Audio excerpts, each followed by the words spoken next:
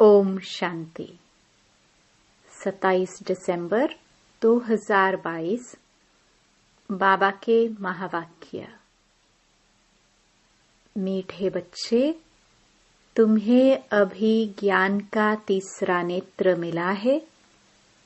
तुम जानते हो, हर 5000 वर्ष बाद भोलानाथ बाप द्वारा हम यह ज्ञान सुनकर मनुष्य से देवता बनते हैं। प्रश्न: ज्ञान की धारणा न होने का मुख्य कारण क्या है? उत्तर: बुद्धि भटकती है, एक के साथ पूरा योग नहीं है। देही अभिमानी नहीं बने हैं, इसलिए धारणा नहीं होती है। बाबा कहते, बच्चे फेमिलियरिटी में नहीं आओ। एक दो के नाम रूप को मत याद करो।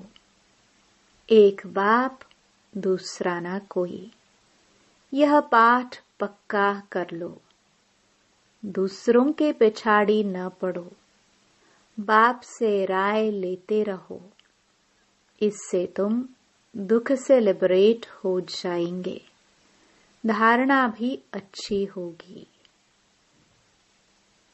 गीत। भोलानाथ से निराला। ओम शांति। भोलानाथ है देने वाला। भोलानाथ शिव बाबा को तो कहते ही हैं। भोलानाथ होकर गया है और बरोबर बिगड़ी बनाकर गया है। आदि मध्य अंत का राज बताकर गया है। इसलिए भगत गाते हैं। तुम बच्चे जानते हो, जिस भोलानाथ का गायन है, जो बिगड़ी को बनाने वाला है, वह हमारे सम्मुख बैठा है।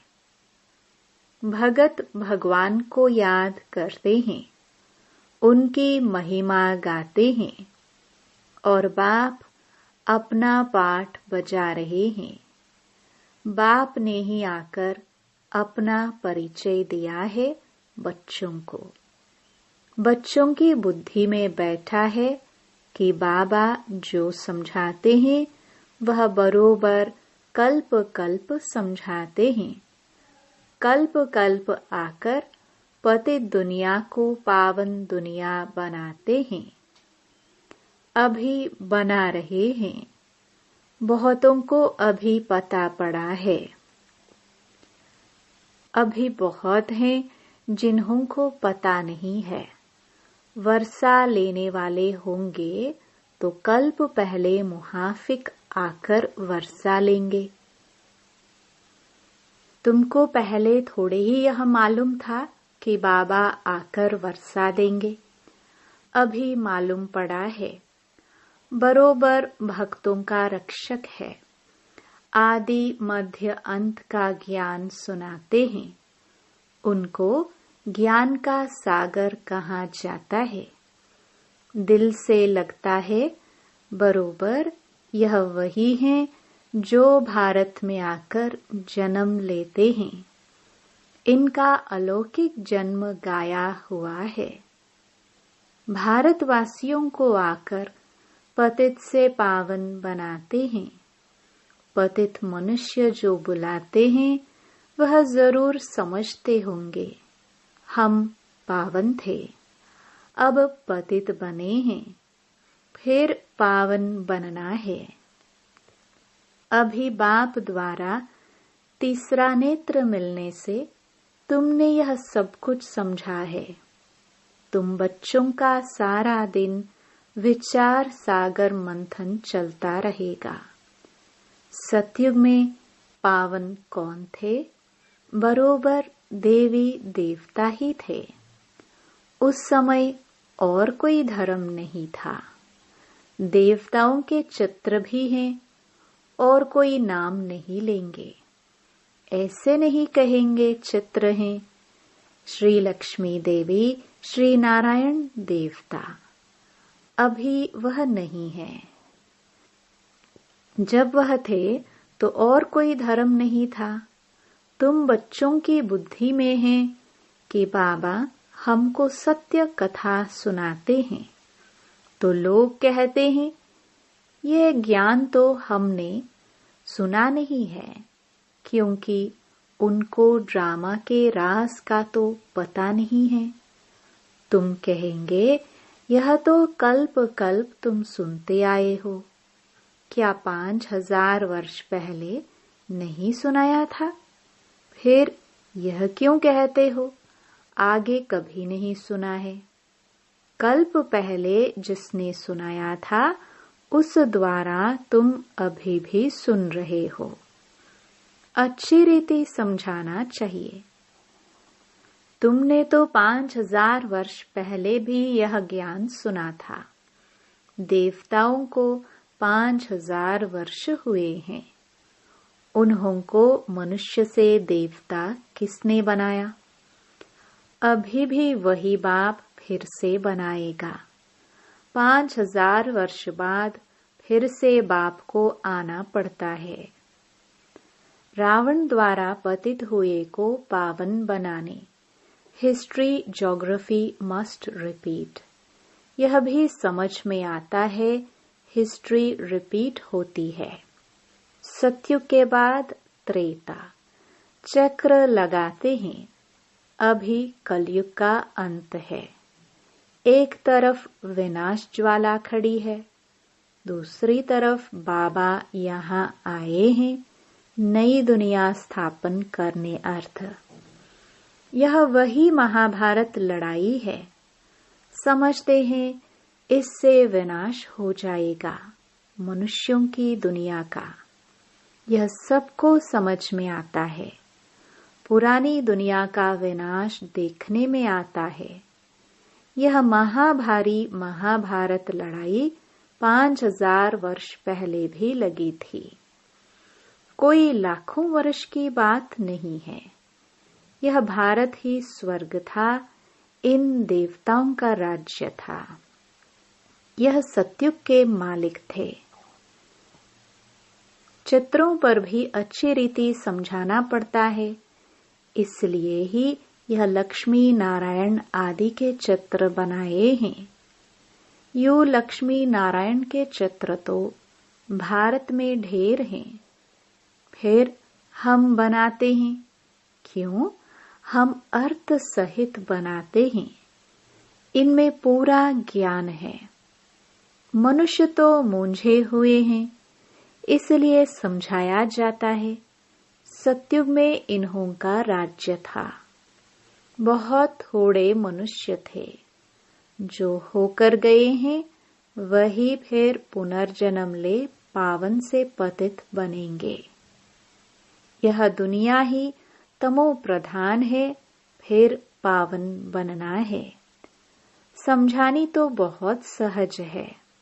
बाप कहते हैं मैं तुमको 5000 वर्ष पहले की कहानी सुनाता हूँ। लॉन्ग लॉन्ग एगो यहाँ इन लक्ष्मी नारायण का राज्य था, अथवा क्राइस्ट से 3000 वर्ष पहले सतयुग था। हेवनली गॉड फादर ने हेवन स्थापन किया था। भारत को कहते भी हैं प्राचीन देश है। इसमें गॉड गॉडेस राज्य करते थे। गॉड कृष्ण, गॉडेस राधे कहते हैं। राधे कृष्ण लक्ष्मी नारायण सतयुग में थे। फिर राम सीता त्रेता में 5000 वर्ष का हिसाब किताब क्लियर है। जब इन्हों का राज्य था तो बाकी सब आत्माएं मुक्ति धाम में थी। आत्मा तो अविनाशी है। आत्मा का कभी विनाश नहीं होता। ड्रामा भी अविनाशी है। आत्मा को 84 जन्मों का अविनाशी पाठ मिला हुआ है। इतनी छोटी सी आत्मा में सारा पाठ भरा हुआ है। यह कितनी वंडरफुल बात है। इसको ही कुदरत कहा जाता है। इतनी छोटी बिंदी, कितना 84 जन्मों का पाठ, 5000 वर्ष का पाठ इसमें भरा हुआ है। वह भी अविनाशी, जो रिपीट जरूर करना है। यह बड़े ते बड़ी कुदरत है। परमात्मा भी बिंदी, आत्मा भी बिंदी, परंतु परमात्मा सुप्रीम है। आत्माएं तो सब एक जैसी नहीं है, नंबरवार हैं। पहले सुप्रीम शिव बाबा, फिर कहेंगे लक्ष्मी नारायण। ब्रह्मा सरस्वती को सुप्रीम नहीं कहेंगे। संपूर्ण तो लक्ष्मी नारायण है। फिर नंबरवार 1-2 के पिछाड़ी आते हैं। मुख्य गायन है देवताओं का। सबसे सुप्रीम आत्मा शिव बाबा की है। फिर सूक्ष्म वतन में ब्रह्मा, विष्णु, शंकर, फिर लक्ष्मी नारायण, राम, सीता, सब नंबरवार हैं। नाटक में भी एक्टर नंबरवार होते हैं। सब एक जैसे नहीं होते हैं। कहेंगे इनकी आत्मा सुप्रीम एक्टर है। यह पाई पैसे का एक्टर है। सबसे फर्स्ट क्लास क्रिएटर, डायरेक्टर कौन है? करण करावनहार एक ही परमपिता परमात्मा है। अब तुमको सारे ड्रामा का पता पड़ा है। यह है बेहद का ड्रामा। नटशल में तुमको बताया जाता है। झाड़ का यह देवी देवता धर्म है, फाउंडेशन। फिर उनसे टालिया इस्लामी, बौद्धि, क्रिश्चियन निकले हैं। यह फ्लावर वॉज होगा। झाड़ शोभता है ना। बाकी एक एक धर्म के पत्ते बैठ गिनती करो तो कितने होंगे। इस्लामी, बौद्धि सबके मठ पंथ गिने जाते हैं। शिव भोलानाथ यह ज्ञान सुनाते हैं। बाकी कोई डमरू आदि बजाने की बात नहीं है। शास्त्रों में जो आया सो लिख दिया है। वास्तव में है ज्ञान की डमरू। इनको शंख ध्वनि भी कहा जाता है। शंख ध्वनि मुख से की जाती है। यह है ज्ञान की मुरली। ड्रामा के आदि मध्य अंत का राज बैठ सुनाते हैं। आत्मा बिंदी मिसल है, जिसमें सारा पाठ नूंधा हुआ है। वह क्रिएटर है। वो एक्ट भी करते हैं। अच्छा पाठ वह लेते हैं। नंबरवार तो होते हैं ना। यह है ही एक बाप, क्रिएटर, और सब पुनर्जन्म में आने वाले हैं। यह कभी पुनर्जन्म नहीं लेते हैं। इनका अलौकिक जन्म है। तुम जानते हो कैसे आकर प्रवेश किया है। दूसरी आत्माएं भी प्रवेश करती है ना। समझो किसके स्त्री की आत्मा आती है, बोल सकेगी कि मैं सुखी हूं। बाकी उनके शरीर को बाकी नहीं पहन सकेंगे, क्योंकि शरीर तो दूसरा है ना। भावना है कि यह हमारे स्त्री की आत्मा है। इनको बुलाया गया है। ऐसे बहुतों को बुलाते हैं। अभी तमोगुणी हो गए हैं, इसलिए एक्यूरेट बताते नहीं हैं। आत्मा क्या चीज है, कैसे आती जाती है, यह ड्रामा में पहले से ही नोंद है। ऐसे नहीं आत्मा निकलकर यहाँ आती है। वह मर जाती है। नहीं, बाप कहते हैं यह मनोकामना पूर्ण करने के लिए साक्षात्कार कराता हूँ। जो ड्रामा में नूंद है सो होता है। सेकंड पास हुआ, ड्रामा में नूंद है। यह बेहद का नाटक है। बाप बिंदी है। बिंदी को भोलानाथ कहते हैं। कितना वंडर है, बाप भी कहते हैं। मुझ बिंदी में कितना पाठ है। यह बातें नए कोई की बुद्धि में बैठ ना सके। पुरानों से भी कितनों की समझ में नहीं आता है, तो किसको समझाने में मूंझते हैं। जैसे रेडियो में कोई बात करने में मूंझते हैं। इसमें मुरली बड़ी फुर्ती से चलानी है। वह पढ़कर सुनाते हैं। यह है ओरली। बाबा भी सब कुछ ओरली सुनाते हैं। तुम्हारी बुद्धि में धारणा हो रही है। कल्प पहले भी तुमने धारणा कर बहुतों को सुनाया है। फिर वह ज्ञान खत्म हो गया। अब फिर रिपीट होना है। यह ज्ञान कोई साधु संत की बुद्धि में नहीं है। वह परमात्मा को नहीं जानते। वह कह देते हैं आत्मा परमात्मा में मिल जाएगी। मिलेगी फिर कैसे? अभी तुम्हारी आत्मा जानती है कि हमारा बाप आया है, हमको नॉलेज दे रहा है। फिर हम बाबा के साथ घर जाएंगे। यह तुम बच्चों को रूहानी नशा है। यह है तुम्हारा प्रवृत्ति मार्ग। बहुत तुमको कहते हैं कि तुम तो कुमार अथवा कुमारी हो। तुमको विकारों का अनुभव ही नहीं। हम तो विकारी गृहस्थ में रहने वाले हैं। तुम हमको यह ज्ञान कैसे दे सकते हो? हम हैं युगल। हमको बैचलर कैसे समझा सकेगा? हमको तो युगल समझाए जो अनुभवी हो, विकार में गया हुआ हो। वही हमको समझा सकते हैं कि हमने ऐसे जीत पाई। ऐसे ऐसे बाबा के पास पत्र आते हैं। बात तो ठीक है।